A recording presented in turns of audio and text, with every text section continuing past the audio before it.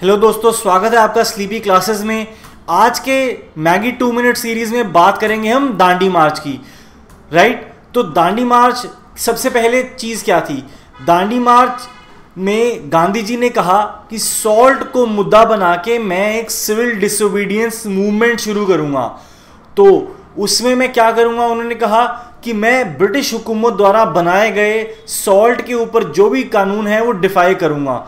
कैसे करूंगा? कि साबरमती आश्रम से चल के 240 मील की दूरी तय करके गुजरात के तट पे दांडी तक जाऊंगा और दांडी पे जाके सॉल्ट मुट्ठी में पकड़ के सॉल्ट खुद से कैप्चर करके सॉल्ट बनाऊंगा और ब्रिटिश लॉ को डिफाई करूंगा, क्योंकि उस टाइम पे लॉ ये था कि ब्रिटिश मोनोपोली थी सॉल्ट के ऊपर और ब्रिटिश टैक्स करते थे सॉल्ट को। तो ये था गांधी का मेन मुद्दा। तो उन्होंने साबरमती आश्रम से अपनी ये जर्नी शुरू करी। 78 सत्याग्रही अपने साथ लिए, जिनको वो पूरे गुजरात के थ्रू चलाते हुए 240 मील की दूरी तय करके दांडी तक लेके गए और दांडी जाके सॉल्ट कलेक्ट किया। 12 मार्च को उन्होंने शुरू किया था 1930 को, और अप्रैल 6 1930 को अपना दांडी मार्च खत्म किया। और ये जो था, ये बहुत बड़ा एक सिंबल था, एक बहुत बड़ा प्रतीक था कि हिंदुस्तान की जो जनता है, हिंदुस्तान की जो आवाम है, वो अब ब्रिटिश हुकूमत द्वारा बनाए गए कानूनों के अंडर नहीं रहना चाहती। तो वो ब्रिटिश बनाए गए लॉज को डिफाई कर रही है। तो पूरे देश की आवाम को एक अगर लॉ बताना हो कि आप इकट्ठे डिफाई कर सके, तो सॉल्ट से बड़ी, सॉल्ट से कॉमन यूज वाली कोई चीज नहीं है कि जो सब लोग यूज करते हैं। और सब लोग अगर लॉ तोड़ने पे आए तो पूरा एक देश लॉ तोड़ रहा होगा। तो गांधी जी ने कहा कि आप कोस्ट पे जाएं, आप सॉल्ट कलेक्ट करें और सॉल्ट अपने घरों में मैन्युफैक्चर करें, सॉल्ट लॉ डिफाई करें ब्रिटिश का। और गांधी जी के साथ साथ पूरे देश में ये मुहिम फैल गई कि हम भी जाके सॉल्ट बनाएंगे, हम भी ब्रिटिश लॉ को डिफाई करेंगे। दांडी मार्च पूरा होने के बाद गांधी जी ने अनाउंस किया कि मेरा अगला स्टेप होगा कि मैं धरसाना सॉल्ट वर्क्स पे एक अपना प्रोटेस्ट, अपना मूवमेंट लीड करूं। लेकिन इससे पहले कि गांधी जी वो कर पाते, 4 मई 1930 को गांधी जी को गिरफ्तार कर लिया गया, जिसके बाद पूरे देश में, पर्टिकुलरली बॉम्बे, दिल्ली, कलकत्ता और शोलापुर में बहुत ज्यादा मैसिव प्रोटेस्ट हुए। अब सॉल्ट क्यों चूज किया गांधी जी ने? सबसे पहले तो ये कि हर रोज की, रोजमर्रा की यूज की आइटम है, और क्योंकि हर आदमी इसको यूज कर रहा है, तो अगर आप सॉल्ट को मुद्दा बनाएंगे तो आप पूरे देश की जनता को सड़कों पे उतारने में कामयाब हो सकते हैं।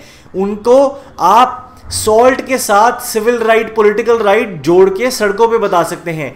लोग शायद स्वराज नहीं समझते, शायद फ्रीडम नहीं समझते, शायद लिबर्टी नहीं समझते, लेकिन लोग सॉल्ट बनाने की पावर या सॉल्ट पे कम हुआ टैक्स ये समझते हैं। तो लोगों को अपने साथ जोड़ने का ये एक तरीका है। दूसरी चीज ये कि ब्रिटिश राज का जो रेवेन्यू था, उसमें से 8% से भी ज्यादा का जो कंट्रीब्यूशन था वो सॉल्ट टैक्स का था, और इसके ऊपर attack, direct attack on British revenues भी था। तो दो तरफिया अटैक था ये, उनके रेवेन्यूज भी हिट करना और उनकी पॉलिटिकल अथॉरिटी को भी चैलेंज करना। राइट, तो दांडी मार्च के टाइम पे जितने भी ये खादी पहने हुए, सफेद खादी पहने हुए सत्याग्रही जो दांडी की तरफ बढ़ रहे थे, उनको व्हाइट फ्लोइंग रिवर भी कहा जाता था, क्योंकि वो इस सफेद खादी के कपड़े पहन के एकजुट होके चल रहे हैं। राइट, तो इसके साथ साथ गांधी जी के साथ साथ पूरे देश में जो मुहिम फैली वो देखते हैं कैसी हुई। तमिलनाडु में सी राजगोपालाचारी जी ने एक मार्च ऑर्गेनाइज किया, ट्रिची से लेके वेदरनियाम तक, थंजावुर कोस्ट पे, अप्रैल 1930 में। देन मलाबार में के किलप्पन जो एक कांग्रेस लीडर थे, वाइकोम सत्याग्रह के टाइम इनका नाम बहुत फेमस हुआ था, इन्होंने सॉल्ट मार्चेस ऑर्गेनाइज किए। देन आंध्रा रीजन में डिस्ट्रिक्ट सॉल्ट मार्चेस हुई, गोदावरी कृष्णा रिवर पे। उड़ीसा में गोपाल बंधु चौधरी थे जो एक गांधीयन लीडर थे, जिन्होंने सॉल्ट सत्याग्रह लीड किया बलासोर, कटक और पुरी डिस्ट्रिक्ट्स में। देन बंगाल में मिदनापुर और आरंभोग में सॉल्ट सत्याग्रह को लेके बहुत पावरफुल मूवमेंट्स डेवलप हुई। बिहार में चंपारण और सरण डिस्ट्रिक्ट में सबसे ज़्यादा जो थे, जो पहल में शुरुआत में सॉल्ट सत्याग्रह जहाँ पे शुरू हुआ, ये वो 2 डिस्ट्रिक्ट थे। अंबिका कांत सिन्हा थे जिन्होंने पटना में नखस पॉन्ड पे सॉल्ट बनाने की जो मूवमेंट थी वो लीड करी थी। तो ये सब जो नाम है ये बहुत ज़्यादा इंपॉर्टेंट है, आपको याद रखने हैं। यूपीएससी पहले भी एक बार पूछ चुका है और दोबारा भी पूछने के चांसेस हैं, बहुत इंपॉर्टेंट है। तो ये थी पूरे देश में जो मूवमेंट चल रही थी गांधी जी की शुरुआत करने के बाद, दांडी मार्च की शुरुआत करने के बाद। गांधी जी ने जब दांडी मार्च पूरी कर दी तो उन्होंने वाइसरॉय इरविन को एक चिट्ठी लिखी कि अगला स्टेप मेरा होगा कि मैं धरसाना में जो फैक्ट्री है नमक बनाने की, वहां पे एक प्रोटेस्ट मूवमेंट लीड करूंगा अपने सत्याग्रही के साथ। इससे पहले कि वो कर पाते, उनको 4 मई 1930 को अरेस्ट कर लिया गया। लेकिन मूवमेंट चलनी चाहिए, प्रोटेस्ट चलते रहना चाहिए, काम नहीं रुकना चाहिए।